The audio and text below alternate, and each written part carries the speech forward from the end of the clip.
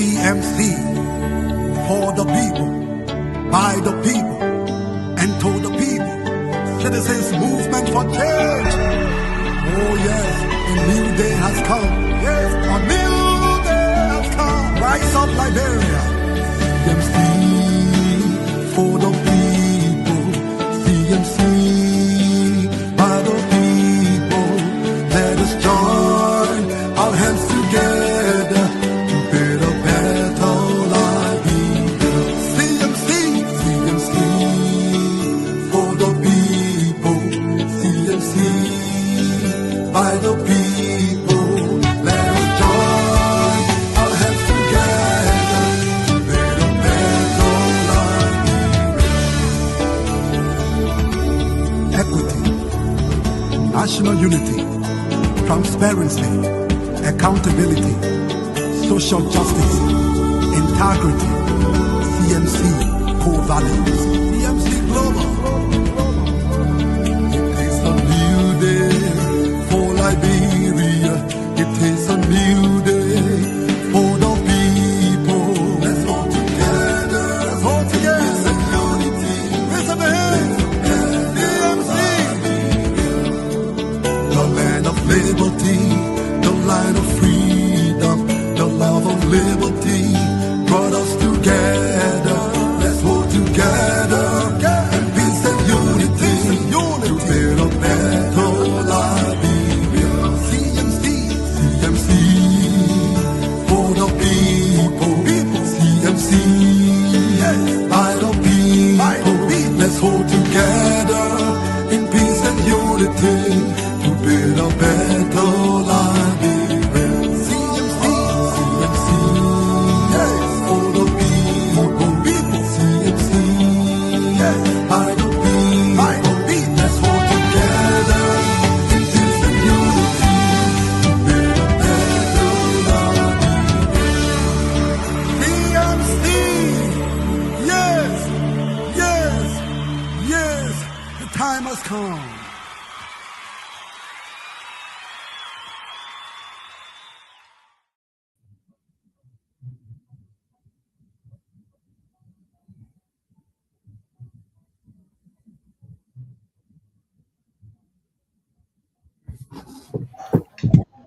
Hey, Sue, how are you, my brother? Thank you. Thank you, Mr. Langway. Yeah, Let me see that. Good evening to you from Liberia. absolutely. Good evening to you, and I'm sure Henry's in the back. Good evening to him too. And let me say, good evening to our audience. Welcome and thanks for joining us, Mr. Toby.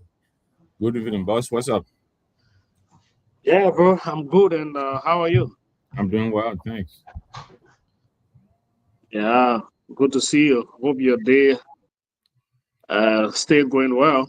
Yes, thank you. It's good to see you too. Yes, my day is up. I'm about 60% in. It's just around 4:22 p.m. over here. Okay.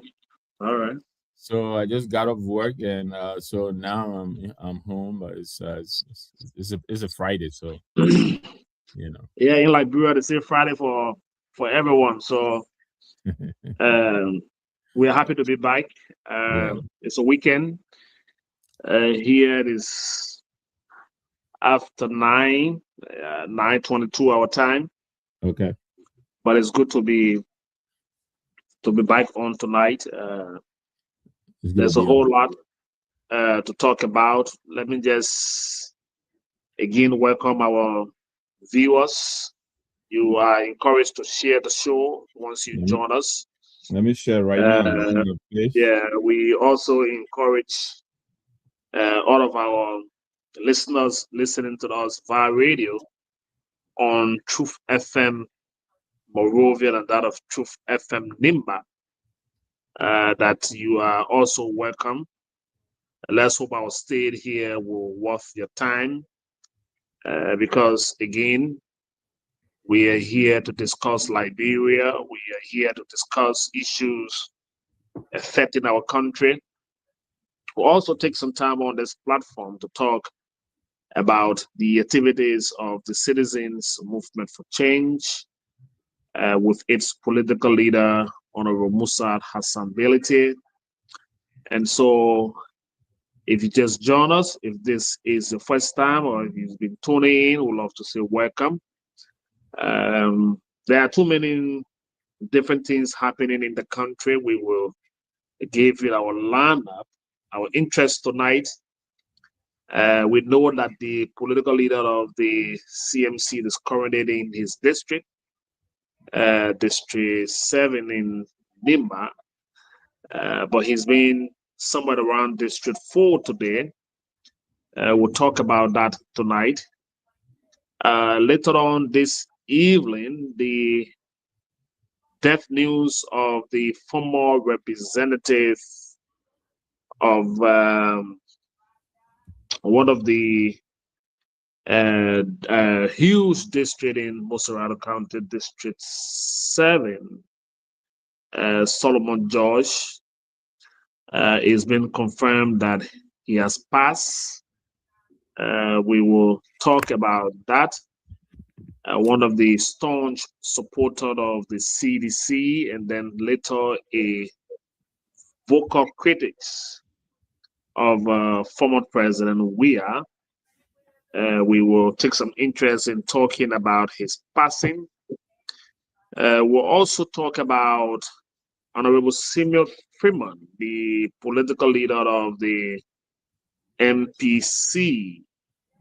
And he's been in the news today, raising some very serious issue that we will also talk about in terms of the amount of monies that we put on roads.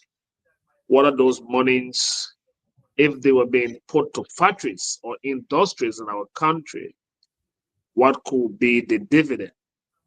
There was references made to some of the roads that we borrowed money to construct. And his question here is, what have those roads brought to the country? How the roads, what have they done in terms of economic boom? Because normally when people are building the roads, say when we build the roads, the economy will improve. But we've done some considerable roads down in past administration, but the economy of the country still remain the way it is. So his thinking now is, should we put some of the money in building factories and industry in our country as compared to borrowing money from the Kuwaiti Fund and other donors around the world to build the roads that he thinks in his mind are making no difference in terms of economic boom? So we'll talk about Mr. Freeman's a section tonight. There's also a conversation around what's going on with criminal court A, on this conversation around the Capitol building trial and Action trial. Now we are hearing a request for a change of venue. What is prompting that is of interest. We will also want to throw some light on that conversation tonight. And the Bapolu County Representative Amara Conant is also in the news. He's talking about what is going on with the World and Economic Crimes Court. At this time, Liberians have harbored the thought that we will be making some very huge progress with the war crime and economic crime conversation, but it's like we are still stranded with a lot of bureaucracy and non-support. So it's like we are not yet in move, or we are not yet shifted in gear around that conversation. Senator Amara Conant has raised a concern, and he thinks that we are still fragile in our system, and a lot more we will talk about, but these are our key talking points for tonight. And I'm sure Mr. Nangbe and I, and along with all of you listening to us, will join us in discussing these issues. You will have your say. The lines will be open. You will join us in making your point. We will throw some analysis. It may not be to your lickings, but again, you can agree or disagree with us. It's on a Friday, but it is a very important Friday. These conversations are the conversations in the corridor of our political dispensation, and it is about the country. And Liberia is indeed our common denominator. Again, let me say welcome to you, Mr. Nangbe. Thank you, Mr. Toby. Again, it's good to be with you. Thank you also for the roadmap for our engagement for this evening. And so thank you also, Henry. Yeah, look, my deepest sympathy to the family of the former Representative Solomon George. I knew him from a distance. I think we both were neighbors. During my days in college, I spent a few of my college years on Camp Johnson Road. And I think Solomon George, if I'm not mistaken, he was in my neighborhood. We met a couple of times, sat in the grouping, but I didn't really know him personally. But I know of him, he has been very controversial politically. I think he came from the LFA angle, if I'm not mistaken, and became, I think, a founding stalwart of the CDC. But again, he became apparently increasingly disenchanted with the leadership of the CDC. I'm aware of his public, breakup with the former president, President Weah, and to the extent that he declared that the president will return to power over his dead body. So I think he was very troubled with the performance of the CDC. And I'm not sure if he was warming himself towards the UP because I know he met with President Bouakai, I believe. So again, controversial. He was known to say what was on his mind, and so again, heartfelt condolences to the family. May his soul rest in peace. Solomon George, I was shocked. I didn't know of it until just when we were getting ready to get on here, and I just read somewhere, and my wife was then confirming, yes, you heard about it earlier. So it is a shocker, but may he rest in peace. Okay, so I know I will come back to Ansu. He's also a Liberian journalist. He's been around. He's followed some of the activities of the late Honorable Solomon George.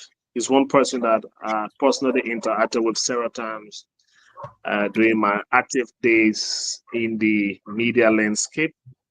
I also had the opportunity of working along with him when I worked for the CDC administration, especially around the presidency. I saw his very close interaction with former President Weah. He was almost like a father figure to that of the former president. He was one man who could walk in and out of the Weah's resident at any point in time. He could open the doors without asking for authorization. That's how close he and the former president, built that relationship. They come a very long way. But again, like you read this, there was some very controversial things happening that he didn't want. He was one man who thought that people weren't treating the former president right. He was vocal. He stood up to some of the people around the presidency, and he was just one person who could grant an interview and gave you a several biblical quotation. In his interview, he was a man who knew some very strong verses of the Bible. And he tried to relate those verses to our day-to-day activities. And when I heard about his passing, And, like you read this a few hours before our time, I was equally shocked, and I've been placing calls around. And I finally got to know that he died at age 70. And what I'm hearing is that he's been ill, but again, he's been keeping his illness to himself. He did not discuss that with many persons, and so he died from heart attack, apparently cardio arrest or something, because one is a heart attack. So our condolences to the family, Solomon George. He's been around the sporting arena for a very long time. Yeah. A lot of people know him for his close affiliation with basketball and football, like he did to former President Weah. And surely he will be missed. A very vocal voice, a very outspoken. He did not mince his voice for any reason. He was upright in his criticism. He was controversial, but he stood his ground on issues that he thought was right. He did not win his district in the last election. Honorable Mayuet Down is now the sitting representative of that district. He's written on his Facebook page asking people that in these difficult times they should hold together as they mourn the loss of their former representative of their district. So there has been people pouring at his residence to sympathize with his family. It's a loss, and I'm sure some are reflecting. In January of this year, he celebrated his 70th birthday. And at that birthday celebration, he publicly accused former President Weah of failing to exercise full control over his administration, alleging that key government decisions were effectively managed by former Finance Minister Samuel Toe and former Minister of State Nathaniel McGill. So he raised those issues on his birthday when he turned 70 years old. He shifted the downfall of the CDC and on some of the decisions that he said was managed by the former Finance Minister and the former Minister of State for Presidential Affairs, Nathaniel McGill. Weah was never in charge. Those were the allegations he's made. He left the country in charge of Nathaniel McGill and Samuel Toe. George said at the time, the remark marks one of the most direct criticism of Weah from within the borders of the CDC political farmland. So, people would try to go back to find some of those comments, and people within the CDC will have their own way of remembering him. Some, again, it is not one thing that people should celebrate. He was part and a player of the political dispensation of our country. He's gone now. His memory lives on, and all we can say, may his soul rest in perfect peace. But Ansu, you as a practicing Liberian journalist, I'm sure you may have read or interacted with the late Solomon George. Is there anything you remember about him? Thanks so much, Mr. Toby. I hope you guys are getting me. Yeah. Thank you. Thanks so much, Mr. Toby, and to you, Mr. Nangwe. Oh, yes, I've been following him for now on the basketball court. And I'm from St. John Monrovia. At that time, True FM, I was there on Asmo Street. So there where I've been following the lawmaker from the basketball court, the sport commission, where he do have basketball, one of the famous basketball team there at the sport commission. And from there on, I follow him up to his first team in the House of Representative, and then up to the second. So I have no had that type of personal interaction with him, But I've always come across the lawmaker to some areas where it's not a basketball card, maybe to a press conference, maybe to a sports event, where maybe sometimes we go to cover, and then he will be serving there at maybe a guest speaker, or where he went to great so on occasion. But as I said, that personal interaction was not really there with the both of us, but I've been following him throughout some of his activities. Yeah, so a great man. Is there anything addition you want to say, Mr. Nangbe, before we come to talk about the CMC and then we'll move on to other topic? No, I mean just to No, wish I mean, his, this is wish him yeah. well. Again, my condolences to the family. But yeah, I think that's how much I have to say on that. All right. So again, our lines will be open as we go through our conversation tonight. You can join us and equally have your say on the topic, like we try to introduce to you. But before we come on to talk about the citizens movement for change, which of course I'm interested in talking about sometime during the show, we've started seeing some very disturbing photos about the most talk about yellow machines. Let's go to the weekend, starting with you, Mr. Nambe. Some of the vehicles we have seen that were being paraded through the corridor of Monserrato onto Carisburg with the flags of some of the counties like Nimba and River says, few other counties. Those vehicles, in my eyes, from the pictures I've seen, that is now trending on the social media. And so, why are you laughing?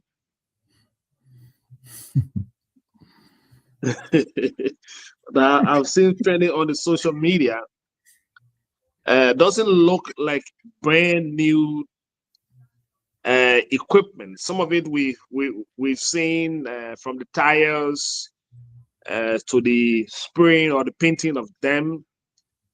Some are even questioning right now whether the 137 pieces that were announced by the government are in the country. We've seen video or footage of some of them refusing to start. Is that something that we need to know in terms of sincerity, or again we have some information that we need some clarity about? Have that caught your attention, Mr. Nangbe? No, I haven't seen anything beyond the celebration. I mean, I am sure you are being tagged just like I have been. Almost everyone in the UP is finding some kind of yellow, and so that's all I have seen. People celebrating, people riding on car, people all over the place celebrating, and so that's all I've seen. I haven't seen any other detail beyond that. But I've also seen photos of people raising concerns. I think there's a photo posted by a guy called, I think, Patrick Kennedy. Patrick was pointing out that the truck that was assigned to Nimba, he took photos of that. And, and several other people, he's questioning, as to whether this is a brand new pickup. You can see the tires, just like you're saying. I mean, the equipment the truck looks very, very, used, pre-owned. So, but beyond that, I haven't seen anything else coming from, the government sources. But those concerns have been raised. A lot of people have raised these concerns as to whether we're getting brand new equipment or we're getting pre-owned. But I can tell you from the experience of the Honorable Musa Asambelete, as he narrated again 2 days ago, or probably yesterday, even when those machines are brand new, they are very, very, very delicate, very difficult to deal with. He talks about, maintenance, the exacting punishment of maintaining these machines, because almost everything they do is done by hydraulics, and so you have to keep them oiled. You got to keep greasing them. You got to maintain them. So if it turns out that these machines are pre-owned, I think we're headed for trouble, because we probably will end up spending more money maintaining those machines than they being on the road or they doing work. So we hope, that the truth will come out. But I've heard that some of these machines may not be exactly brand new machines. Okay, that's your perspective. But let me see, Ansu. You in country, so uh, you are among the many Liberian journalists who's been providing coverage along the corridor and reading between the lines. What have you seen so far? What did you see and that you want us to know about? Well, guys, I just been following photos since the machine,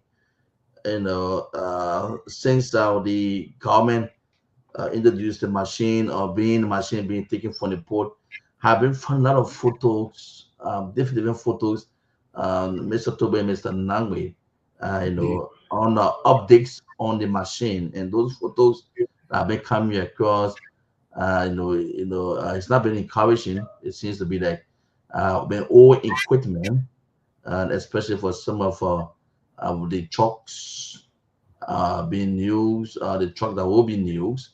There are a lot of photos coming from on the social media, and it shows that we don't know whether. And I found one of a very tough talking journalist, from the opposition camp to. He said, I hope it was not the machine that brought in the country for the first machine that came the first time. I hope it's not the same machine, because the machine being displayed on that day to from the government, from the port. There were some machine and some of the trucks seem to be very old. So the biggest question now is, are there new machine or new trucks being brought into the country, or is it the same machine, the same truck that were brought into the country for the first time? And that's the biggest question that rests on the government. But as I said, photos or images from the port on the first day, some of the machine and trucks is in a very, very old condition. And someone will say, well, it's the same old machine that brought the first time, or whether it's the same machine or new machine the government is bringing to the country. But for me, Mr. Toby, as I said, for some of the images or photos that were shown on the social media, it was very, very discouraging. I think Andrew Okay. makes a very interesting point, Mr. Toby. I mean, I don't know how much thought we've given to this, but where are those machines that were brought in at first? Where are they? Mhm. The government reported that they were returning those machines Right. a few weeks before they announced the arrival of the ones that arrive in country. So whether they originally took them back as announced, but the information they put out to the public was that they were no longer interested in that arrangement that brought the machines to the country. So they were returning those machines before the arrival of the pieces of machines that arrive that we seen our lawmakers donning yellow, leaving the working section to go to the Capitol building, and that has become an annoying attitude of the lawmakers. We know that some of the executive did it in their private space, in their assigned area. So they don yellow and went to work. They did not leave work to go to the executive mansion to pay homage, to the president. If we were to see all of the ministers, on their yellow machine day, leaving their offices and going to the executive mansion where the president works from, to celebrate with him because he brought in 137 pieces of yellow machine. Then, of course, we will give grounds to the first branch of government, the House of Representatives, to see our lawmakers on a very serious section day. They declare a day as their own holiday, word yellow, depicting the arrival of yellow machines, and going to sit with the president in the palace of the executive mansion. I don't know what sort of message, they've tried to send the speaker, the deputy speaker, and those who wore the yellow, and to go to the executive mansion. Even some people within the executive frowned on that because, in the separation of power, when you belittled your operation, like it is not happening from the House of Representatives, it's giving a signal now that the regime speakership that Richard Cohn talked about is really in full swing, and he's managed to get his colleague that whining and downing with him to just follow suit, and that is becoming a disturbing signal, to see our lawmakers conducting the activities of the House of Representatives, specifically the House of Representatives, is sending out more questions than answers. But let me allow you, Mr. Nangwe, maybe you want to throw something to that. No, I would join. I agree. There is a blurring of the lines when it comes to governance in Liberia. These are three equal branches of government. The executive, the judiciary, and the legislature. The legislature, they are supposed to provide oversight to these kind of operations. So, when they themselves are abandoning, work, these people are paid. They're paid to go to session, so they are going to be paid for that day for doing nothing. But like you said, seeing them donning yellow and almost putting up a full house, a full show at the executive mansion, it really looks embarrassing. It doesn't look, it doesn't look like a group of people who consider themselves equal to the executive. It makes them look subservient, makes them look they below themselves. But yeah, we're still seeing these images. They left the Capitol building, everybody wearing yellow, they're in the executive mansion and enjoying themselves, having a blast. And it leaves a lot of us to question, with that kind of attitude, what kind of critical oversight are they going to be providing? There are lots of questions yet about these yellow machines that remain to be answered. You talked about the piece written by Mr. Freeman of the I think CPC. I forgot his name, but PC. Yeah, exactly, Mr. Freeman. He's raising some questions. The questions that the Honorable Musa Azam has also raised. Acquiring these machines is probably just 25% of the project.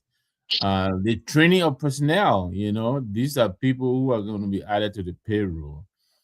Maintaining these machines, storage, the whole management purpose. Mr. Freeman is estimating around, I think, $90 million or so. We heard that the former defense minister, Mr. Brownie J. Samuka, yes, Brownie Samuka, who is now in charge of the Yellow Machine board. Some have started calling him the de facto minister of public works. Thank you very much. Thank you very much. So he is going to be running a separate budget line. I understand prior to the arrival of the Yellow Machine, he already requested over $4 million So he is going to erect a parallel office, the parallel operation, and then what is the Ministry of Public Works going to be doing? Just like you're saying, so he is now the de facto Minister of Public Works, and so there is a lot of thought, a lot of work to be done about these yellow machines. So all the celebration, and look, they can celebrate, but like we're saying, they could the executive, they're celebrating in their spaces, but they left their whole space and gone into the executive space to celebrate, and we have been working with yellow machines, the CMC. We're not celebrating like they are. We're not putting it on our face, and wearing yellow all over the place. We will play the video maybe. The Honorable Musa Azambelete is in his district inspecting work that has been done. We've already been doing this. So we're not competing with them. I've had people tagging me, oh, what are you going to do now? Oh, what kind of people on our money? No, they ain't on my nothing. Look, we're not competing with the government. I mean, we're complementing their effort, and they shouldn't see us as competitors because they will not do it all. We have almost 1,200, kilometers of roads in Liberia that are unpaved. That's a lot. The government can't do all that. So yeah, where they can reach, we'll reach there. What we can reach, they will reach there. So we're not, they're not undermining anything we're doing. We're not worried about that. We're not competing with them. We're happy the yellow machines are coming, but they need to be ready. And it looks like they're not addressing some of these concerns that are going to be cropping up very easily. And then there's the whole rollout. You just mentioned that. Where does this leave the Ministry of Public Works? The Ministry of Defense also has an engineering unit. Are they going to be a part of this? It's just a lot of questions. All in all, this is additional expenditure that's going to be added to the budget. Yes, very well. And so you want to say something to that? As I make a follow-up comment, then maybe we'll move on to the next one. Yes, just few words quickly, Mr. Toby. So what Mr. Nangwe said, the former defense boss is now requesting for, he said it's about 4.1 million. I don't know if to maintain those machines. Just imagine the machine was still at the port when that money already started requesting on it. So the question that comes back to some of us, we sit on the radio and people please call to us. They say answer, but we thought the 2026 budget. The 2026 budget captured the Ministry of Public Works. So So the Ministry of Public Works have is falling into the 2026 budget. I think there's some money allocated there for the Ministry of Public Works. So what exactly will they be doing with such funding to the Ministry of Public Works? And now with this committee again asking for 4.1 million to maintain the machine. So these are some of the questions that people always place to us, and I always tell them, I say we found ourselves, on a course where government set up, executive set up a committee to maintain this machine. And at the end of the day, we have the Ministry of Public Works being captured into the 2026 national budget. So we wait to see or wait to hear, furthermore, because the former defense minister is requesting for $4.1 million to maintain those machines. Yeah, so for those of the folks who work with yellow machine, like honorability, who stayed around with a lot of experience in the operation of those machines, because the CMC own few pieces of those machines. He's given a free tutorial, and telling the current head of the board of the yellow machines, what it will entail the full operation of those equipments. But in my mind, from the look of things, the government is telling us that we got two more shipment to arrive in country. They've relocated the machines to Kemware, somewhere in Carisburg. They've done some clearing, good for them. And those machines are now being placed. There's no time as to when the rest of the machines will arrive, when the second batch will come, and when the third batch will come, before they begin to plan the deployment of the machine, when they will start to prepare the substations. For example, Bond County need to have a station. All of the counties should have a prepared stations to put some people 19 pieces, some people 30, some more pieces of the machines will go to the counties. So as we speak, none of those substations are ready. The recruitment, the announcement have just been made public. There's a whole administrative structure from communicator to different, people they intend to hire. That the government lost track that they were bringing the machine, and all of these things were to be in place. Do the recruitment, do the announcement, recruit the people, start the training. So as soon as the machines arrive in country, you can deploy, because you got 6 months for the rain and another 6 months for the dry. We got a few months into the dry season already. Shortly we'll be hitting the rain. It started raining even last night. It's been raining in Monserrado, it's raining in Banga and other places. We see some change. The climate change is something that is affecting us. So if we are not prepared to deploy the machines as soon as possible, we're going to keep them sitting in Carrisburg for another 6 months while we recruit and put them to work in the rain season. Is that what we're talking about here, Mr. Nangbe? Obviously, like you're saying, there's a lot of preparation that is required before these machines hit the road. I heard the newly appointed chairman of the board of Yellow Machine, Mr. Samoka, talking about what he's going to do. He's going to tour the country and start and recruit people. I think he's going to do it in 2 stages. 512 people in the first stage and another 512 people. Like you're saying, this is going to take time. This is something, I mean, a prepared government would have done this even before the yellow machines, before they came into the country. But apparently they're going to sit down and wait for the training. Now, the fear here is we hope the training will not be rushed so that these people are thoroughly trained, or else they're going to keep crashing that thing and it's going to cause more problems. So that is that, yeah. And so while they're training, they're going to be sitting there, I think, until the training is completed. There is we don't have any idea how this thing is going to be rolled out. I don't think Mr. Samuel himself has a plan yet. So he is going to the boardroom to draw up a plan, I presume, on how he's going to roll this thing out. So we'll be watching. But all in all, you're right. There's a lot of preparation that should have gone into this. We don't seem to see it. And so from what we're seeing and hearing, it looks that they're making a preparation as they go, making it up on the fly, one day at a time. And so let me stay with you, Mr. Dangbe. Maybe just a follow-up. We'll switch shortly to something else. But with the proposed budget allegedly being talked about, that has been said that is coming from the committee, 4.1 million. Was it captured in the current budget?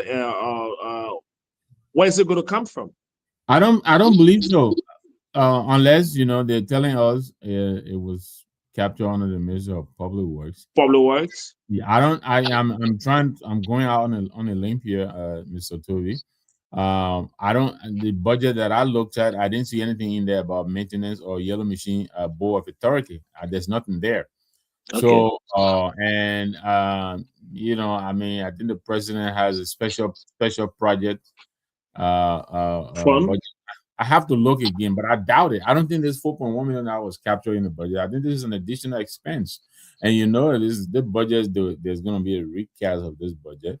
So I don't believe this is captured. I mean, I would take a look, but the budget that I've taken a look at, I don't remember seeing anything about yellow machine. So before I lose my thought, let me quickly welcome a few people, if you don't mind. Yes, go ahead. Yes, my sister Dorothy Adoko here. Dorothy, she's an active member of the CMC here in the diaspora. We're together. in Minnesota, also in Philadelphia. Did she go with us to Canada? I believe she was with us also in Canada. So, Dorothy, it's good to see you. You joining us here, and my sympathies. I think my wife said you'll bereave either your dad. I'm sorry, I just heard about that. I think a day or two ago, but I didn't call. So, deepest sympathy. V. Croman, thanks for joining us. V is joining in from Jacob Town Chicken Farm. Christine Sensei said, watching from Bumming.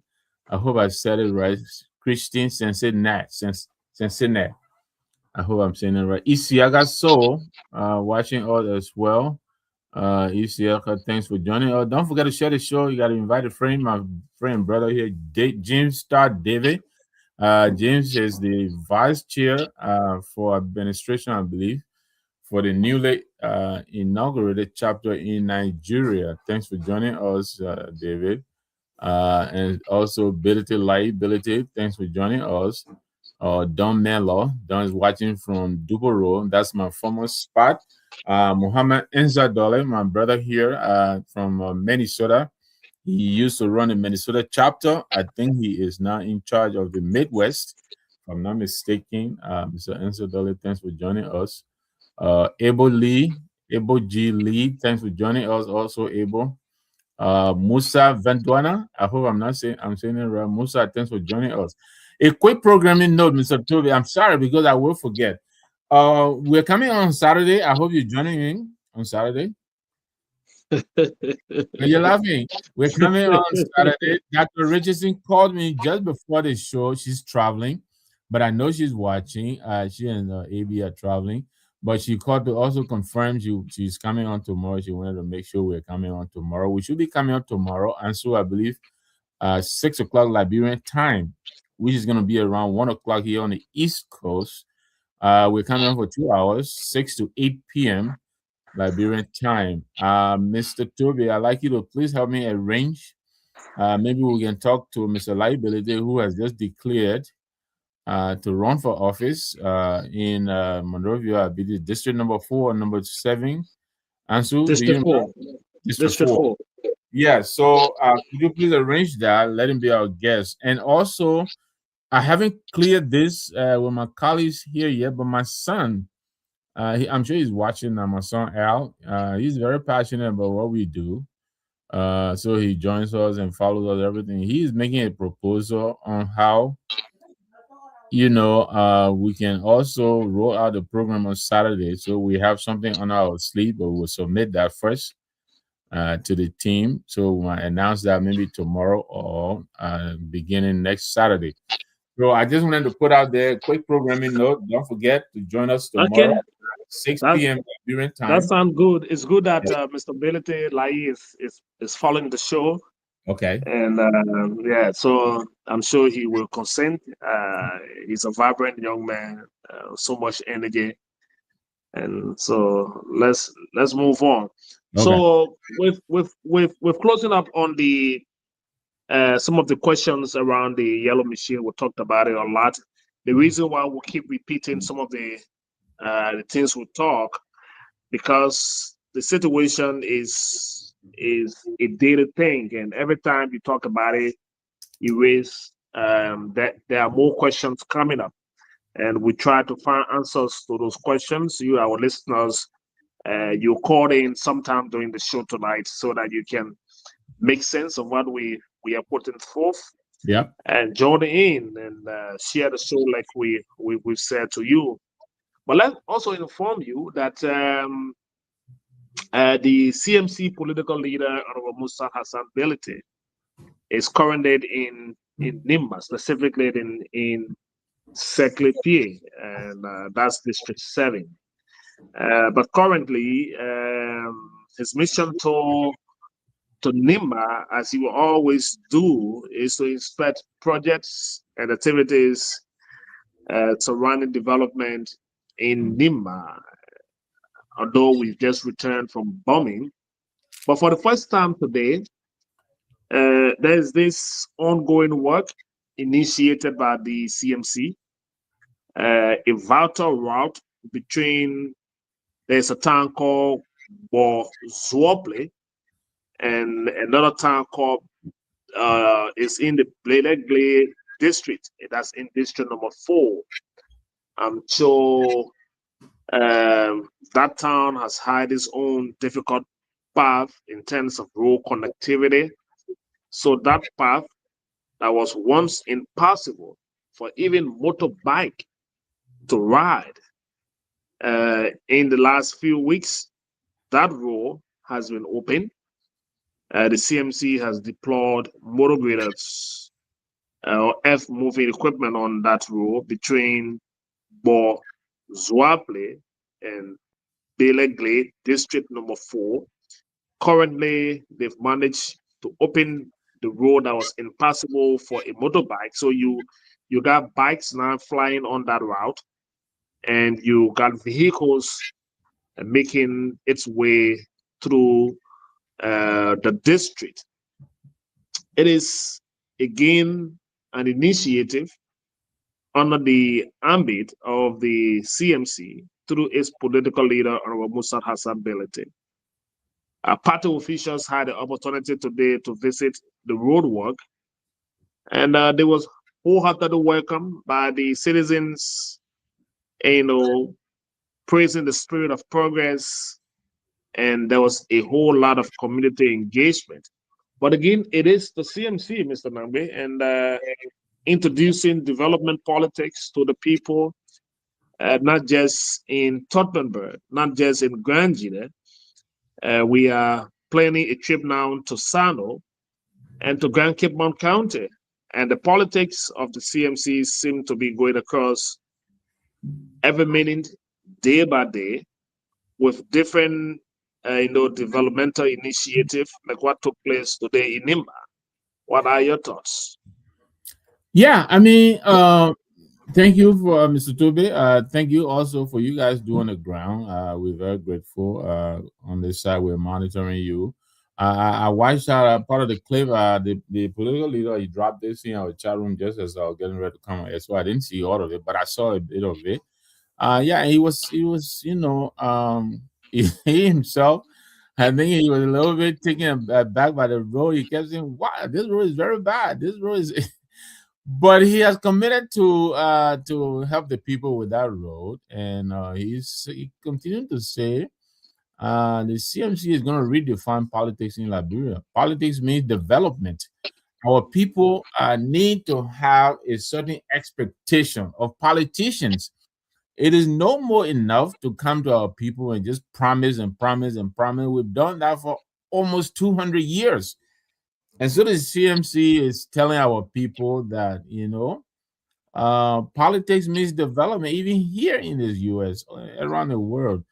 If you come to represent the people and you come and earn their trust and you get in office and you don't deliver, they kick you out. They do that all the time. Donald Trump is here on his second term around. He served one term and the people kicked him out because they were not happy with his performance, and they brought Joe Biden in. So, that's how it is, and that's how it should be in our country. We need to wake up. Politicians are working for us. We hire them. How? Because we pay the salaries. The salary comes from our taxes, and so they owe us. They're obligated to us, and they are supposed to do our bidding with the national government. You represent us. You are our voice to the national government. You represent us at the table where the pie is being divided. You have to advocate for us. That's why you represent us. That's what the representation is about. So most of the legislators, they seem to forget this. Even the executive, we elect you, we're giving you the opportunity. To be selected by your compatriots, almost 6 million people, and say, you know what, we want to entrust the key to our national treasure with you for the next 6 years, 4 years, and that's a sacred calling. That's very few people are given that opportunity, and so our people need to take this seriously. When the people ask you to manage the national pie, you have to take it with all seriousness. We're talking about the late now, Honorable Solomon Judge. I think that's some of the things he was voicing out against President Weah. He thought President Weah was doing too much delegation. The people elected him. They did not elect Samuel Tuet. They didn't elect Nathaniel McGill. But there were lots of allegations, and Solomon George was expressing that for too many decisions, the president delegated a lot of his responsibility to these people. But those are not the people the people elected. They elected you to come and run the country. And so yes, the CMC is saying, look, we have to do this together. You tell us where you need the help, and we'll advocate for you, and do the best we can to make sure we address your needs. And we're showing them a little bit of what we are capable of, and we're saying, we'll do this for you. And if you are impressed, give us the opportunity, give us access to more resources, and we'll do more for you. So basically, in a sense, we're writing out our contract with Liberia, and we're trying to fulfill a piece of that. And they give us the key to the executive mansion. We will, by God, deliver. That's what we're trying to do. And I think the people are catching on. I think the people are picking it up. You see now how the government is chasing us all over the place. The vice president in the Southeast, he's been there almost 2 years. But we were in the Southeast. He went there and promised the people, if we don't fix the road, don't elect us. That's good. That's good for Liberia. Liberia is winning. Yes, for sure. And I want to agree with you that Liberia is still winning. But again, as a country, we will definitely win. But there are several questions, again, not just about the governance of the state, but it's how coordination, seem to be taking place. And it's becoming very glaring with several questions. For example, when the legislature dresses in celebration for the executive, who is left to defend the people? That's right. Then we are talking about check and balances. We should remember that those things are not ceremonial things. They are the backbone for democracy. So for those lawmakers who should be working in the interest of the people, who feel obligated to the executive and not wanting to get involved into checkmating the executive, but to dance to the tune of the executive, need to think again. When lawmakers abandon their oversight to chair the executive, our democracy is in danger. This is something that we should all know. A legislature that celebrates instead of scrutinizing the weaknesses of the very democracy they sought to protect is a danger to the survivability of the Liberian people. We ought to see those lapses from our first branch of government to make sure the people of Liberian interests stayed on the front burner and turned out to be paramount. Let's stay around the legislature and talk about the Capitol building trial.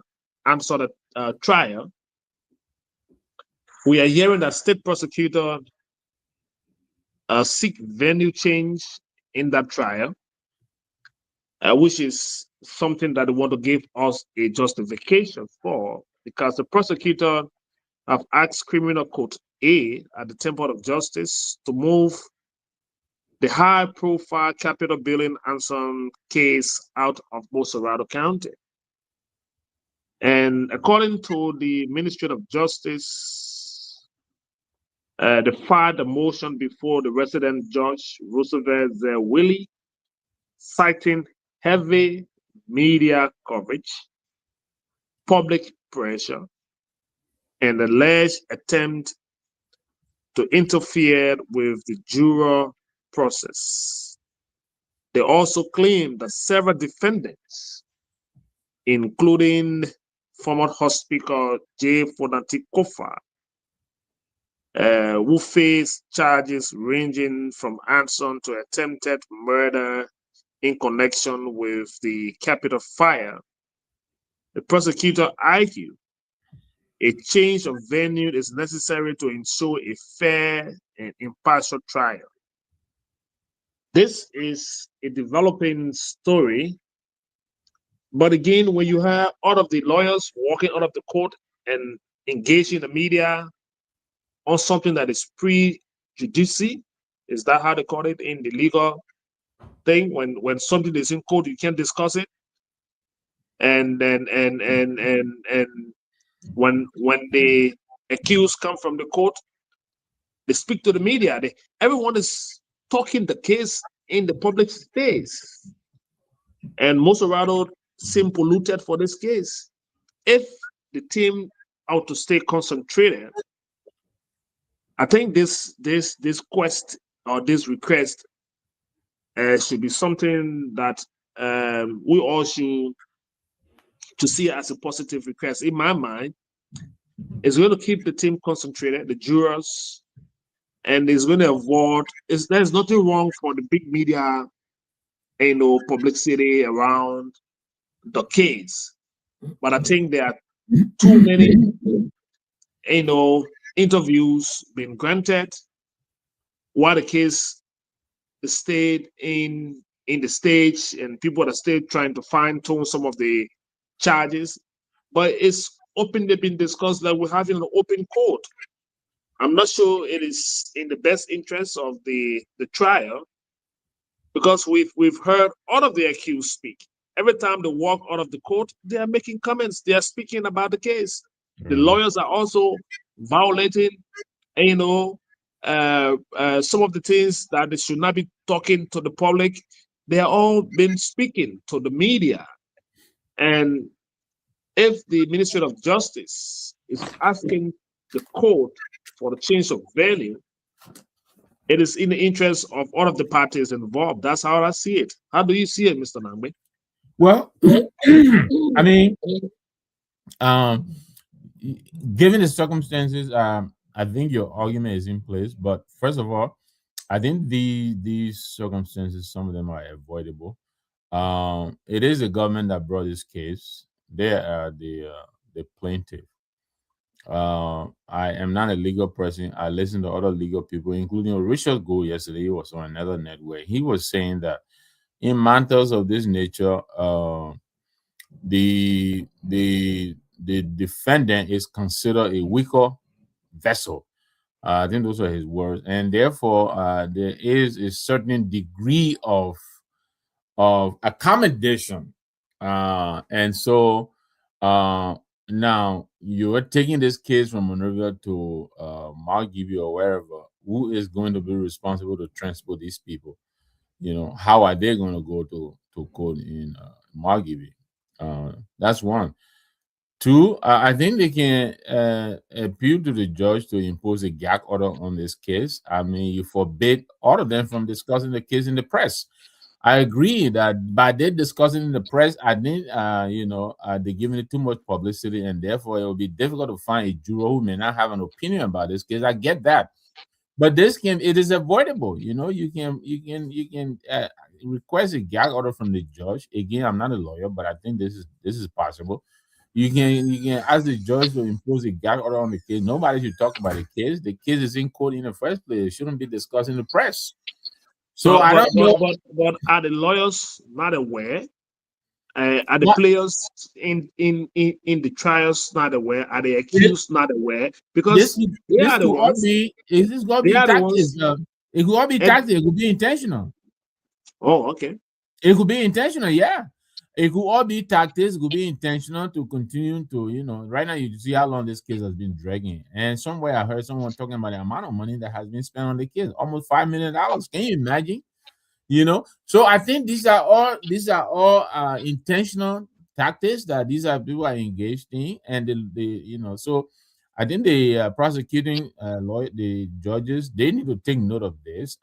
Again, I don't know the legal process on how this should be done, But I think this case is too much in the press. Almost every little bit of it is in the press.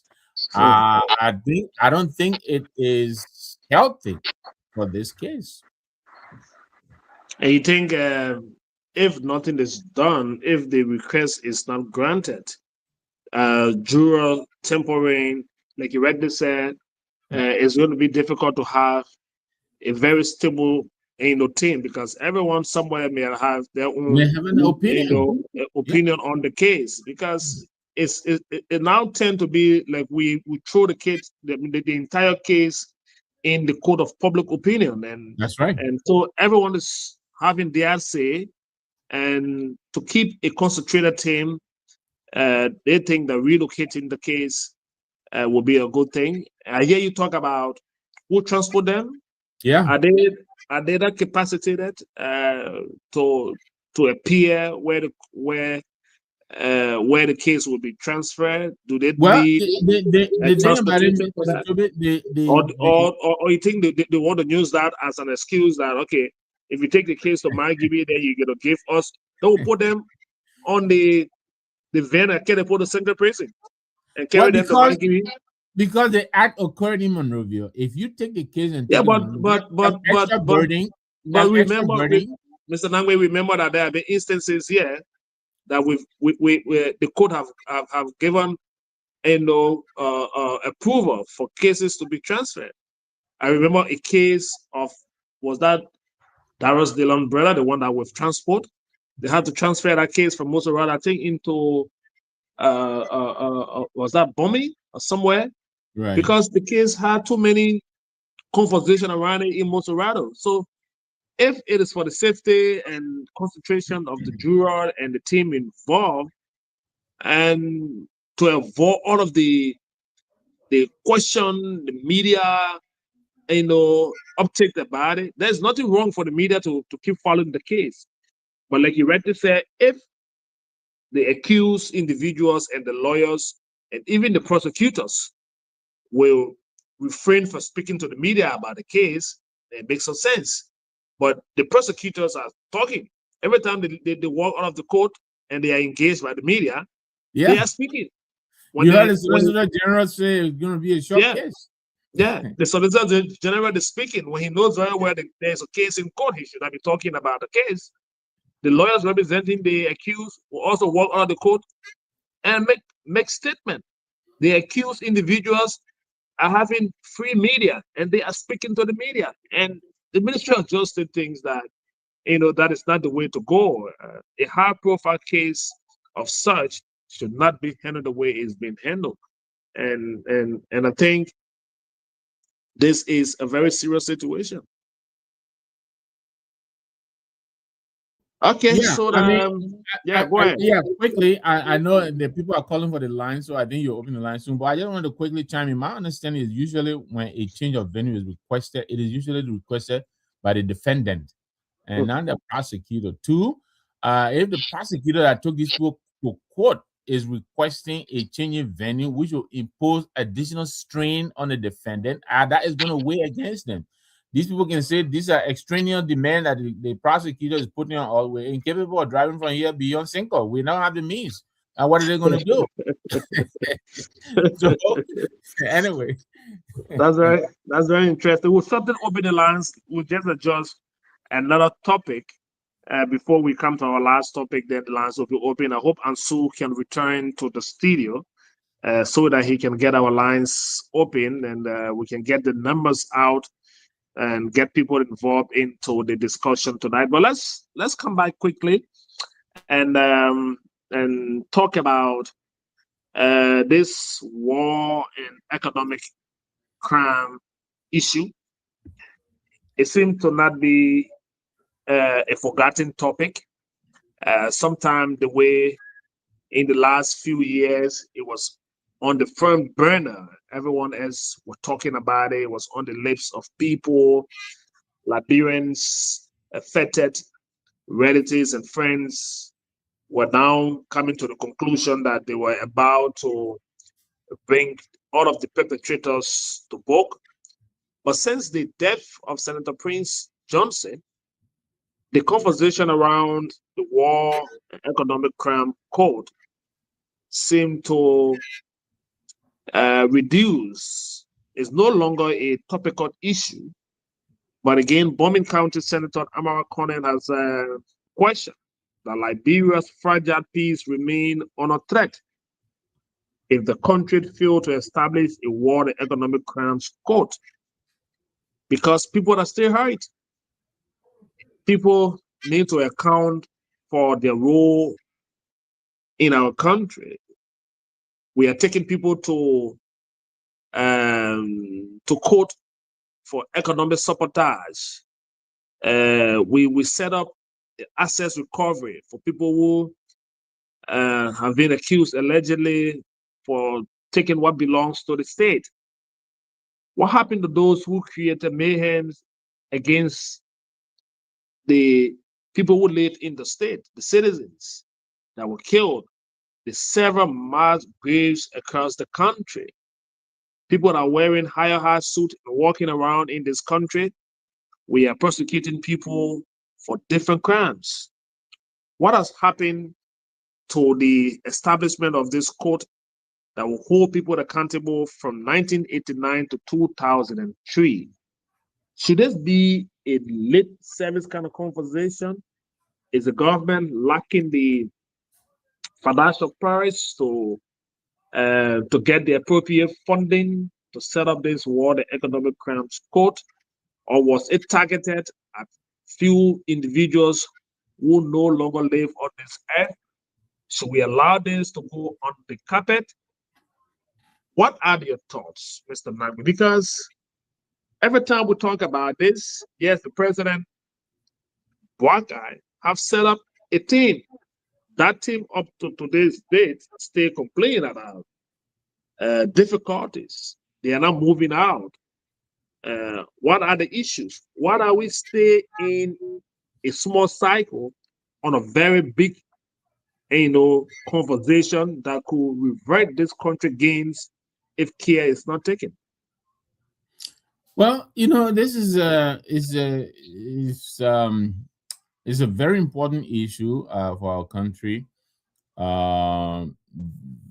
to be able to bring closure. Too many people suffered, and too many people are still suffering the effects of this war. And I think people are still traumatized. Seeing some of the very people who perpetrate the violence against the people, they continue to operate freely within governmental space. Some of these people, they're using cash violence. Some of this cash that was looted from other people, and they're using this cash violence to buy their space in the political space. And I think the War and Economic Crimes Code is overdue. And I agree with those who are making the argument that it seemed to have lost its steam ever since the passing of Prince Johnson. It shouldn't have been about Prince Johnson. There are other people still around here. But the problem with what we're seeing is almost every government that comes into office seems to be pursuing this case selectively. And I think that's a mistake. If you're going to talk about war and economic crimes, it's not just war, but economic crimes as well. I mean, we have a $10 million project going on in FOIA. If that's not economic crime, I don't know what is. So how is it that this government is going to go after itself? You have the likes of Joshua Milton Blythe, the man who said he killed over 20,000 people. He is a rescue soldier. He's a part of this government. You really think this government is going to go after people who committed atrocities in this war? I don't think so. You hear the likes of Yaya Nimle, every time you talk about war crime code, they're shouting all over the place. They know what they're doing. And so it is a very, very serious matter. It requires a very committed, a very bold, and a very, very serious leader to go after it. I don't see that happening. I was initially a little bit excited when the president came in, and in spite of everything else, in spite of Prince Johnson, who helped him come to power, and he announced the process leading to the creation of the War and Economic Crimes court. But ever since then, We run through, I think, 2 or 3. I think Jalababu, I think, is the last guy. I'm not sure, but it is being underfunded, and therefore rendering it almost useless and powerless to do anything beyond just setting up shop and getting paid. I don't think that's what a War and Economics Crime Court office is supposed to be. And so So, I so, agree. so at this point, Mr. Nangbe, having us pay more attention to asset recovery, trying to allow people to account for the stewardship in terms of, their time around government space. This administration seems to be carrying people to court. They are following the We Foundation. They got several indictments, some sealed, some already unsealed. Right. There have been a lot of press conferences announcing some very big, operation of the assets recovery. So why are we having a lot more in terms of the workings of the assets recovery under this administration than we'll have going for the war crimes court? That's correct. We seem to be heavily tilted towards asset recovery. Even that, I mean, can we really say we're doing asset recovery, Mr. Toby? You got millions and millions stacked up by individuals, who some of whom are still in this government. Some are on the sidelines of this government. They're friends of this government. They're living in the sunshine, enjoying the loot from our people. And we're going after yellow taxi. Anything that's connected to George Weah must be won't be recovered. I think that seems to be the objective of this asset recovery. They go after Claudia, they go after Fina Bono. Well, what about all these other people? Are they going to go after Amin Modar? Are they going to go after Amra Conan to bring back the money he took for the retreat in Buchanan? Did he bring back that money? So it doesn't seem to me that, even the asset recovery that they seem to be doing, I don't think they're seriously doing what an asset recovery is supposed to be. But that's that. And then you're right. There is war crimes that were committed by people in this government, this very government. And then some are on the sidelines of this government again. Those people, we have to reconcile our country. Closure has to be brought to this matter. A lot of people are traumatized. A lot of people are suffering. You'll be shocked how many people are close to you who are quietly suffering. And sometimes these people tell their stories, you'll be shocked. The kind of punishment they endure at the hands of so many people in government today. And these people are honorable people. They're riding in the sunshine. We're paying them our tax dollars, and they're running the government. It is very traumatizing for many people. So I agree with the senator on that, but he himself, sometimes, I think he's wishy-washy. I'm so struggling trying to understand him. He wants to operate in both spheres. He wants to operate as an opposition, and he wants to also operate as an imposition. He one of the people who brought his government to power. If he doesn't know that, he's in his president cabinet. He's supposed to be in his president cabinet kitchen. He knows that. So why is he coming to the public to tell us? Is he there admitting that he has been defeated on this matter? I don't know. But I agree with him on what he's highlighting. I think this is overdue and it needs to be done. Okay, so until Ansu can return to the studio, let's announce a number that will suffice for your calls. We've been talking a lot. The same number from last week? 557 0886 557 7858. Got you. I'm about to tap in the chat. Yeah, so Ansu, if there's a number you can also announce from the main studio. Yes, let me announce the orange number 0776 927472 0776 927472. Another line number for you. 7472. Yeah, 927472. Got you. Okay, so if you've been following us as to our talking points tonight, and you are interested in joining us to make a point, agree or disagree with us, we'll be happy to have you come through our lines. Our lines are now active. You can go on to the line and take the very first caller that's soon. Is there one there? Yes, Mr. Toby, let's pick up this caller. Good evening. Yes, sir. Go ahead. My name is Chris, and I'm from Colorado, You're live on the show. Let's hear you. Thank you for your topic for tonight. What I read about the core issues and that of the country, how the government is running. They're rather be sincere. What oil said, our passion for it is right. The government is not cheating us at this point of time. All the promises within this country that will empower the youth, they are not. They focus on their very self and the citizens, not to the war crime issues. What brings us in our life is to oppress the work with our passport within 3 months period. And today, we are grieving, we are regretting. Why is we treat our hero like that? No one who stood for you when you are nowhere for Christ. You're president and be vice president.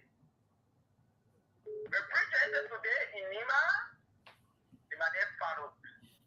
And you're killing him within the name of war council within this country. So now, when you come to us and ask for the electric from Nima to vote you the secretary, I tell you, the youth this day we are making our own mind, not our employer. All right, he slipped off. So let's pick up the next caller. Good evening. Yeah, good evening to Yes, sir. Go ahead. Yeah, my name is Christian Esmer calling from County. I want to say thank you to Mr. Nambe and our big brother Smithoway for the platform today. And I also want to say thank you for the every on discussion. But rather I keep firstly, I will also let to congratulate the honorable man, the incoming president waiting on Musa Assemblity for coming to Bomi County and put a smile on the face of the Bomi citizen. As I can tell you that the Bomi people are celebrating almost 2 weeks since they have been promised by politicians that bring the Kamalata Bridge, which are going to share the Bomi. The honorable Musa Assemblity are telling the citizens of Bomi County that in a single possible time that the Kamalata Bridge has connected various countries in the problem level will soon be built. So I want to tell you on the other side. So the issue of the yellow machine that was discussed by Mr. Nango and Mr. Tuba, when they say that the United Party government, the activists say that they came in a false pretense of fighting out of corruption. Well, that's a sound, a clear sound of corruption from the United Party angle. How can you have a Ministry of Public Works that you allocated budget for during the 2026 annual report, and then you coming back and then allocating another 4.1 million for another elsewhere without allowing them the budget of the public work, but taking it for another area of the world. You're supposed to use also money on the citizens of Liberia, but you allocating it for different area to come and insert it to see what are for maintenance. So the maintenance is not only the issue of the public work. So there's another side, there's one clear vision of corruption. But when you talk about they say when the United Party coming and show the poor and the black people, but that is a sound of corruption. And then also concerning the issue of the capital arrangement case, me acting that the United Party government, they always preach the how you call it, the rule of law. Because there's an issue that you file a case, and the case has been almost close to 1 year plus. There is a time that you have reached that the government will tell us that they have no the case there is no safety, that they want to relocate the case. So for the past month, do you know that the area that the case was effort there is no safety? So we just the government is just doing things that they want things with their own show and the other show. So anywhere they want to come in the country, we agree they come straight to the now. Come straight to the now, we are let on the Muslim to reach and for the popular Labra. Because now the Labra is taking different measures. So but I think by the good way where some the people are laborating to see some of them that comes to the now they have the real laboratory we see for in the future. So thank you. Wonderful. Thanks for calling. Next caller. Good evening. Yeah, how you doing? Yes, sir. Go ahead. Yeah, this is a brother guy that I call from Pennsylvania. Mm-hmm. Yeah, the government actually proceeding in a way that we all are confused. And for me, I'm confused. Because if a government comes to power and they come on the field of transparency, they should prove to the people that what they are doing should be on the same line as we will see it. Mm-hmm. We're not saying anything. Number one, since the government came to power, Obama himself who said the Unity Party government, they said, "Joe, we didn't prosecute the people." And he said, and promise us that you were going to prosecute the people. Say again, yeah, I was prosecuted anybody from the government, you said, yeah, I was caught one person. So nobody told when you were leading as a vice president, along with Eddie. Then he came and all his men and then city money, yeah, what put on NG, and the Abby Mura or the whole, the big wicked. So I go there and we can't get nothing about them. And what is this? And he's chasing, we are, he goes to the you want to have a foundation you want to see. And he goes to a dance in a puno there. So he give the power for job you have in it, or he give the power for like people to retrieve their money. Thank you. This thing is very bad. These are the things I bring about and war in the culture of different things.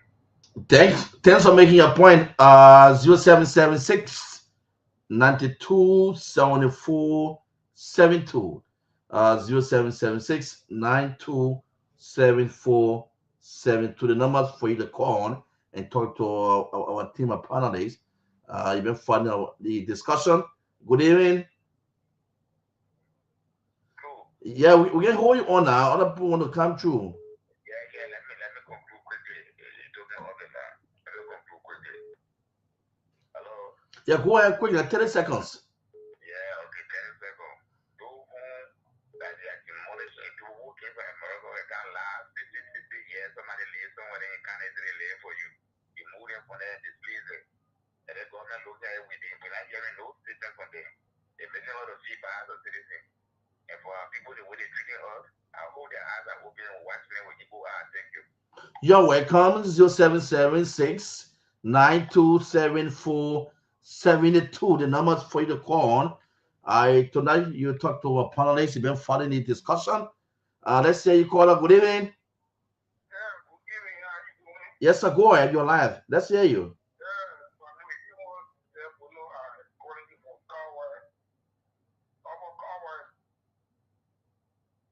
Yeah, go ahead. Also, can you put the phone to the speaker so we can hear it from the end? Are you getting him? Yeah, Go ahead. I'm getting you. Are you getting him, Mr. Toby? Very low. Yeah, go ahead. Yeah.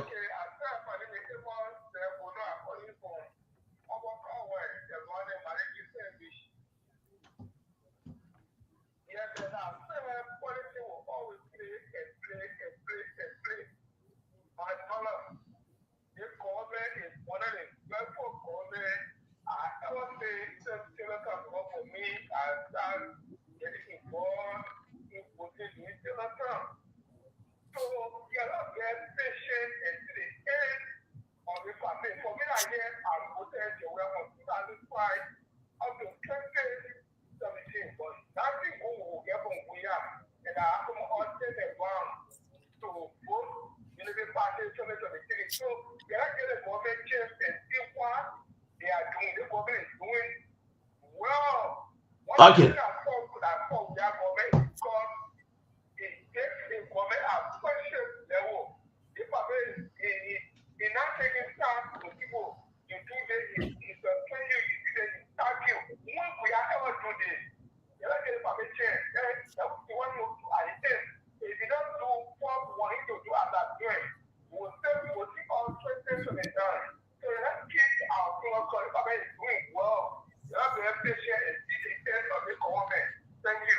Thanks for calling on 0776 9274 72. The numbers for you to call tonight on 0776 9274 72. The next caller, good evening.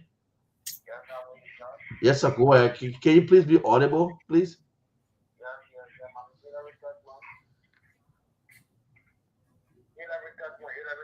Yeah, go ahead. Well, I was trying to bring some of brother and friend concerning about what happened in this country some time out here. What are the problem with the way in which the government telling the country is like trying to put it into problem. And they are sitting there and acting that they don't know what happening. So it's only because one of them have said they about the president, definitely they are going to lose their life. Because he's pushing up only water to the extent that we always prepare to engage fire with them. Okay, nobody achieve fire, my man. No, nobody would achieve fire. Yeah, thank you. Go ahead. Call out there. Why 0776 9274 72 the numbers for you to call. Hello? Yeah, hello. Yes, sir. Go ahead.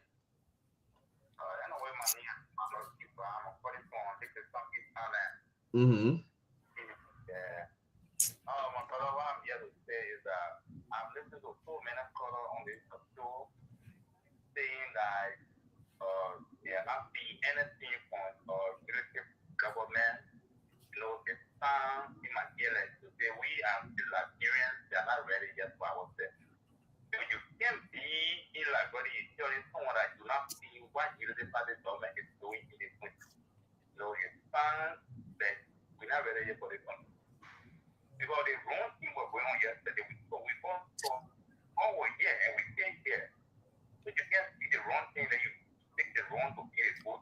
They take it now, they go to be the wrong. So up to the end of the day, the government do have to get it, and that's the pure part of that. So thank you for your show, brother. Thank you. Thanks for calling. 0776 9274 72. Few more quickly. Few more calls quickly before we get back to our panelists. 0776 9274 72. Caller, you're live. Good evening. Yeah, good evening, my brother. Yes, sir. Go ahead.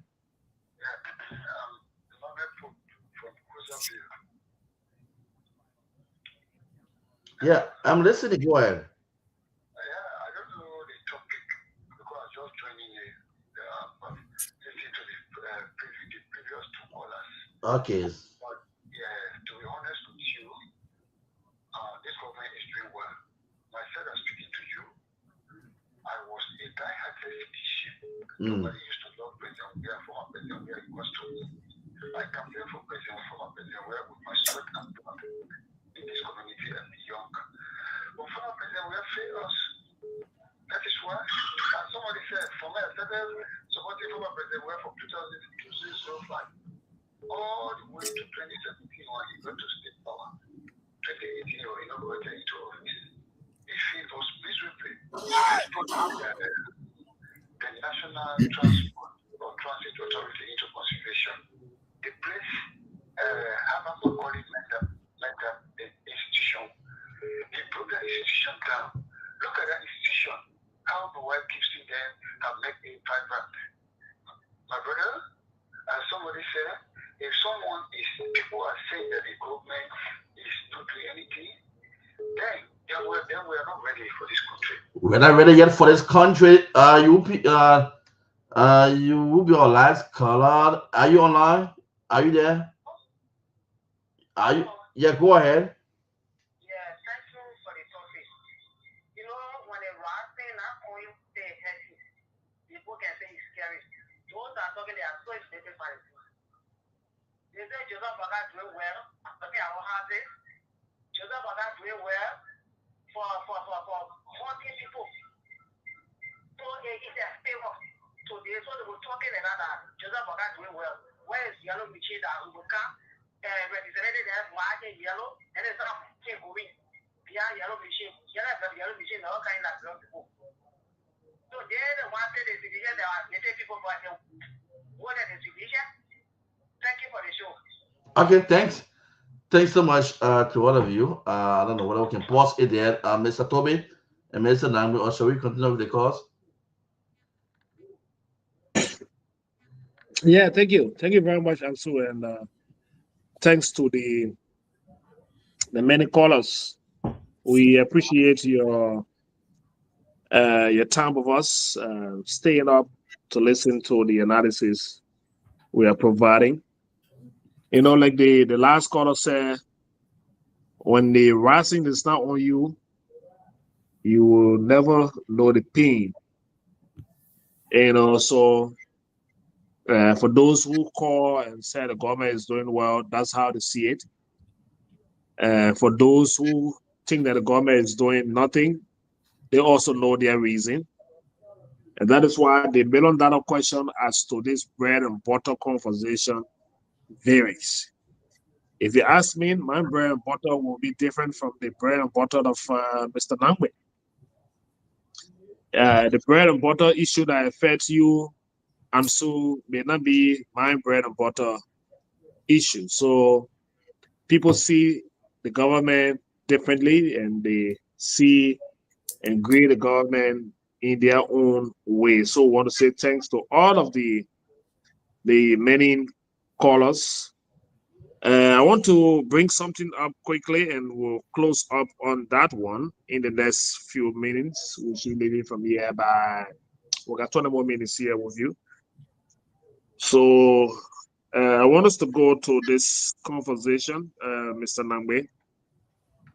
I said we want to say something about the callers first before we go. No, just to thank them for the input. The issues they raised, I think they basically accentuated what we've been talking about. I listened to the callers. I was out for a few minutes. I think I may have missed one or two, but I want to thank them for the input. Continue to follow us.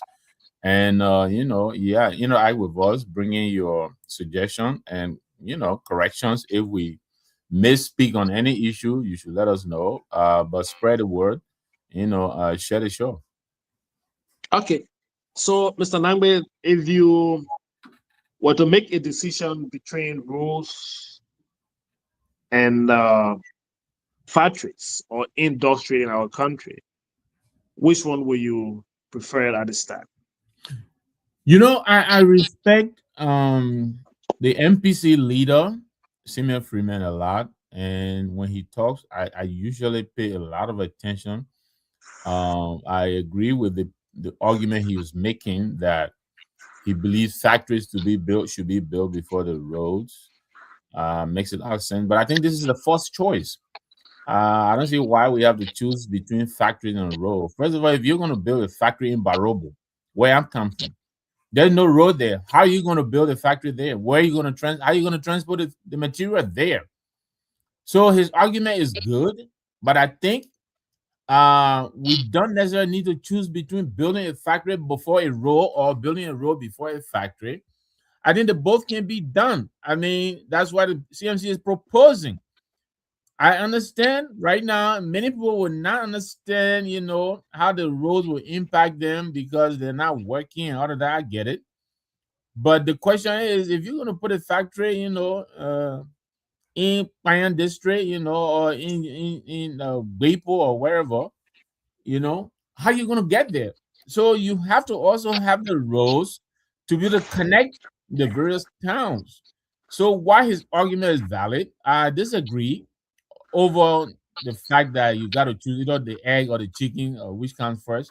I think they both are happening at the same time. So that would be my input on that. I don't disagree with what he's saying, but I also disagree in that we have to choose between roads. And I understand he's saying that maybe this government only has money for one thing or the other. I disagree with that. Government is supposed to find a way. That's what government is supposed to do. So I will argue that yes, we do need the factories, but we also need the roads as well. Okay, so to add up to that, and Mr. Simon Freeman, who is the political leader of the NPC, is putting forth an argument, and I like the way you put up your defense or your disagreement and your agreement with it. But this is what he says. He says, Liberia, for example, borrow and spend on roads. So we build a 249 miles road between Red Light and Banga onto Guinea, to Ganta, then onto Guinea Bola. According to Mr. Freeman, we spent $249 million to do that corridor. So he's saying between Red Light to Banga, onto Ganta, and then onto the Guinea Bola, the government of Liberia spent $249 million under the Liberia I think that's recap project. Then he said years later, there's been no significant increase in the volume of trade between Monrovia, Bourne, Nima, that's Monrovia, Bourne, and Nima counties. So his argument is, if we use such a huge amount of money to do the road, the importance of the road is to boom the economic vibrancy along the corridor. So you see the economy booming in Ganta, you see it booming in along the way. Because if you use $249 million to do a road, that road should be a road that buttress the economy. But he says it's on the contrary, that there has been no significant increase in the volume of trade between Mosorado, Bourne, and Nima counties. We are still paying the Kuwaiti and the Saudi fund out of our meager resources. Right. So we're using our resources to pay back the money we used to do the road, but we are not benefiting a lot of economic boom along the road. So if we were to take that money and put it in a factory somewhere, it is in the belief of Mr. Simon Freeman that the country will rather be reaping more from the factory as compared to the less economic activities that seem to be taking place on the corridor of the road. That seemed to be a part of his argument.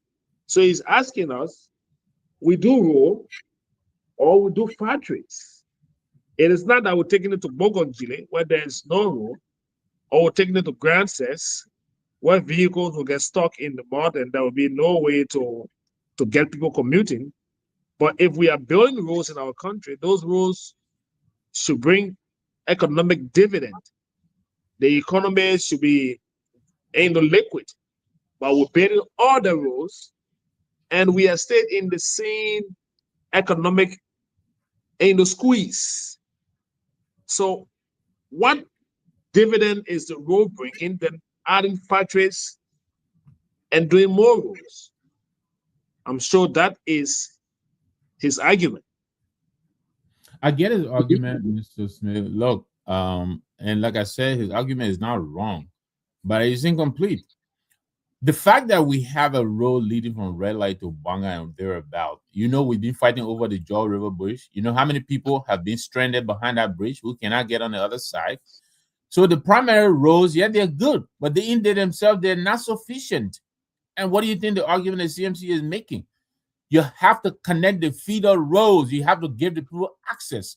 They have to be able to come on the main road and bring their produce. That is not happening. This is the argument we're making.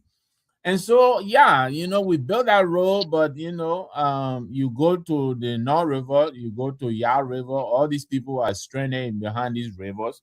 You go to Mahi, the people tell you they can't get across.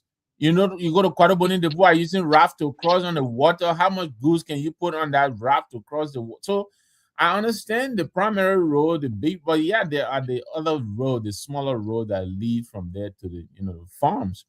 People have to be able to bring the produce and bring them to the market and, rejuvenate the economy. It's not just the farmers, but like I said again, if you're going to put a factory in Barobo, how are you going to transport the materials? How are you going to build a factory when there are no roads there? So I think that both of them go hand in hand. Is the Okay. argument that I'm making. I get So his this point. so this argument, we have two on the show tonight. So we'll take just 5 calls on this one. He Please. said factory first, rule second. He said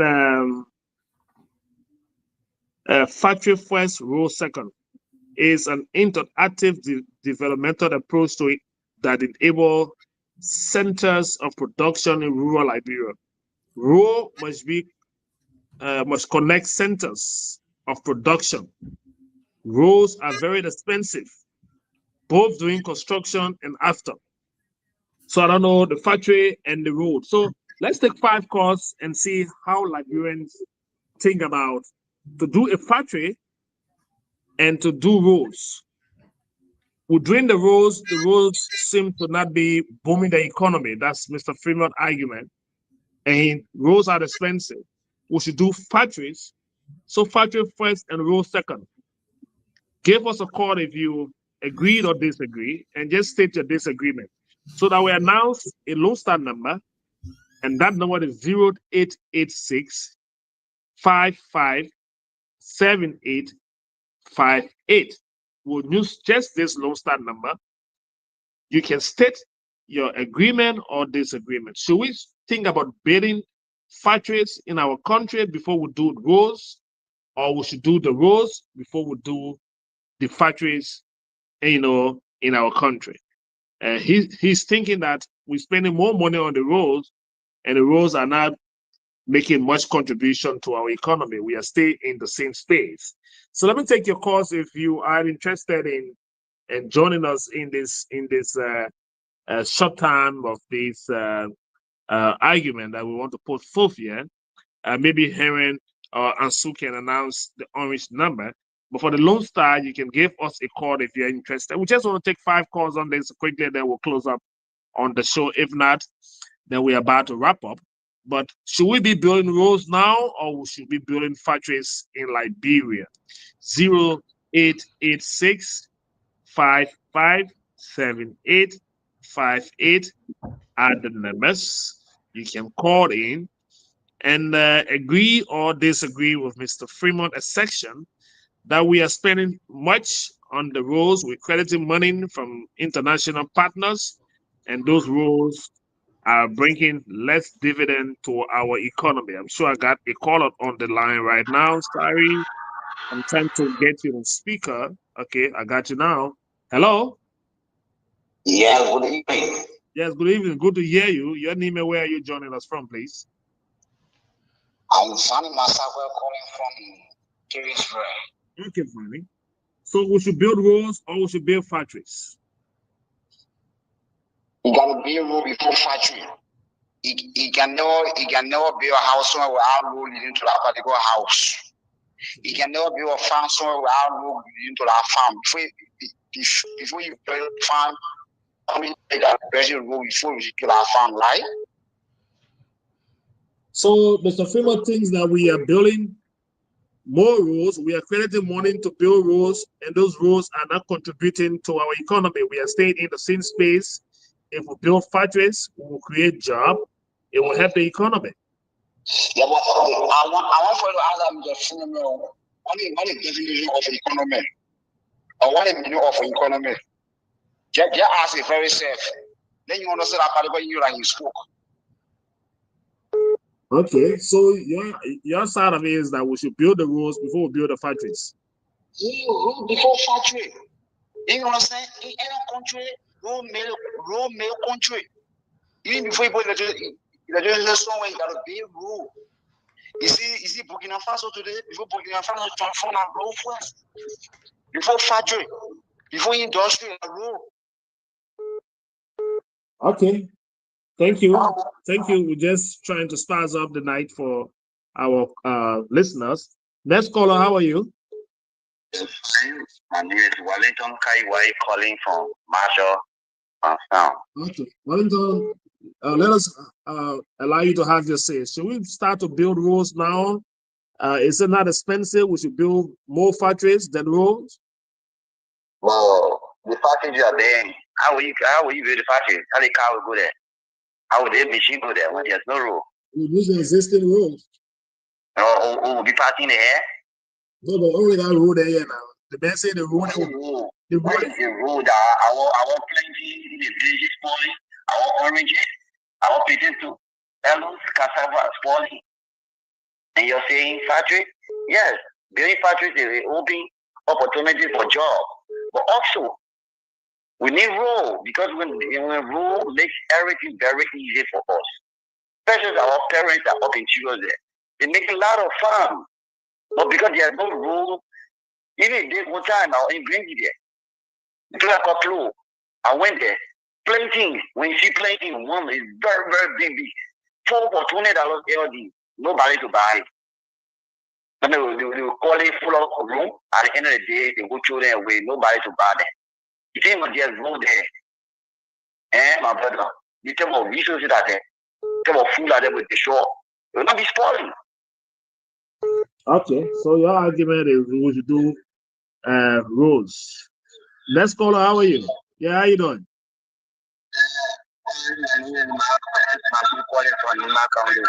From Nima. Michael, good to hear you from Nima. So they say the road will build from Red Light to Nima all to Guinea Bola. It's not booming the economy. We should build factories. Yeah, in the first place, why you have to do is that you have to start before you increase. Without taking back, then you decide to increase and say, I had to, the heat was very embarrassing. In the first place, we need a road before we can build a factory. You can't just jump in the forest, you build factory, then you plant a lot of crops there, then without coming to town, then it will still carry the economy down. So in the first place, you have to build a road before building a factory. Okay, build the roads before you build a factory. We are staying here. Thank you. We are staying here. The cause of bustling. Let me take another one, Mr. Nangwe. Hello. Yes, my name is Maurice from Banana. Maurice from Banana. You gotta speak a little bit louder, yeah? Yeah. Okay, go ahead now. So we should build the roads before we build the factory, or we should build the factory before we build the roads?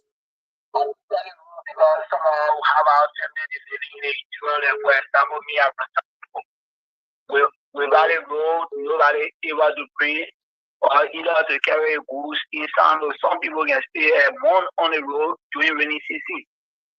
So when they carry the goods, they can sell it for higher price. Well, people are not able to buy it. So I prefer road. Prefer the road. All right, thank you. He preferred the road before the factory. We are staying here. We're going to take 3 more. We got 4 more minutes here. So we stay on 0886 557 let's just get the argument going. Do the rules or do the factory. Crediting more morning. Yes, how are you? Okay, Johnson. Well, let's be very frank. Yeah. In every country, road comes first before any other development takes place. So road is a first practice like Europe. Then from the factory can follow. Because without road, you will never carry any machine or anything within that particular countries or any city for that matter. So road is the first practice. So we're just building the road, and then the road are making any contribution to the economy. Would not make any contribution to the economy. You know what I mean? If you're agricultural, investors can move. And they will make sure that where population is there where they will invest. Based on the road connection, right? With these rural counties and rural states. Oh my God, the cheap people can is very bad. Now somebody, hello, we are quoting what Mr. Senior Fremont is suggesting. So don't say that cheap people. That the mail of suggestions. I'm asking you whether you supporting or you're not supporting. My brother. Yeah. Road is the first thing that we need to connect rural counties, rural towns, villages, and people can start to bring their market. Look, we have no connection with everything. Look, I want to produce their own crops. You produce, and what have you? What is the depend on government? Every level one of the government, and this is one major problem here we are facing. Just one neighbor now, you go look back on your own country, you will get a look. People are happy for this machine to come so that low bigger roads going to develop our villages and towns. We the people start bringing what if people tell the brother they three tractor, and whatever you can do, they try to what are goals. All right. Okay. But they keep people like on the one is the one working government. Thank you. Thank you, Joseph from Door Estate. We'll take just one more if it is available, and then we will close up the show tonight. Very interesting that we close it the way it is going. Yes, let's do the rule before we talk about the factories, because without the rule, but again, if the rules are there and it is not being properly utilized and people are not commercially making use of the rule, the economy remains the same, the factory. So it's a two-way street, but again, it's been a hefty conversation. Let me say thanks to all of you for your calls. Mr. Nambe, that's how we're going to wrap it up tonight. Yes, absolutely. Thank you very much. Thank you very much, Mr. Chala. And just a reminder of our programming note, tomorrow we'll be here at 6 o'clock Liberian time, about 1 p.m. here on the East Coast, 2 hours. Hopefully, Mr. Tobe will confirm with us, Mr. Liability, who was just declared for District Number 4 in Maserado, will be coming on tomorrow to talk to us on what he intends to do to rejuvenate that district. Well, it's been great being with you today. Thank you. And I'm not sure I'll see you tomorrow, but we'll work from behind the scene. I know we'll be together again on Monday. Oh, yeah, I'll go look for you. Wherever you're hiding, I'll come find you. Well, let me say thanks to all of the listeners and the viewers on the platform tonight. Thanks to Ansu. Thanks to Henry. Thanks to the entire team that has been with us this week. Monday, I'll be back here on the set. Mr. Nangbe will also join me on Monday. He's here on tomorrow at 6 with a very splendid weekend presentation. But until we can see you again or talk to you again, my name is Smith Tobin. Ansu, you can close from your end.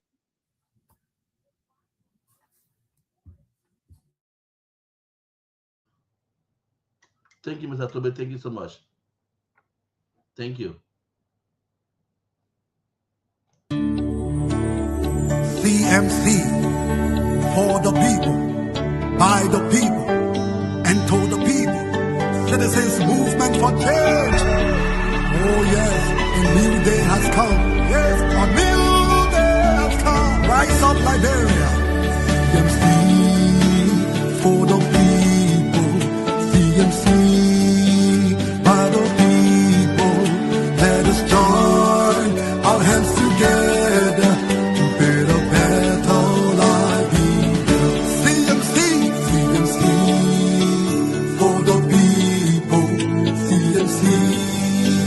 By the people, let us join our hands together to build a better Liberia.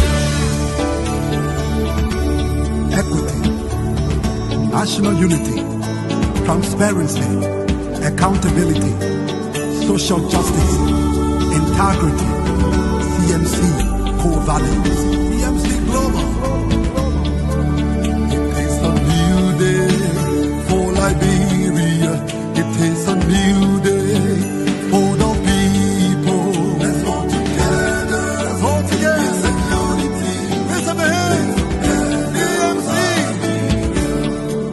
The land of liberty, the land of freedom, the love of liberty brought us together. Let's hold together and peace.